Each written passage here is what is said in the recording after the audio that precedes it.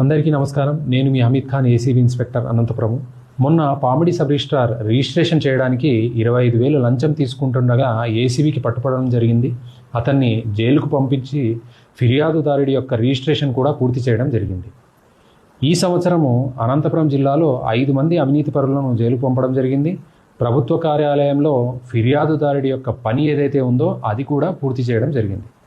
ఇంకా చాలామంది అవినీతిని సహిస్తూనే ఉన్నారు.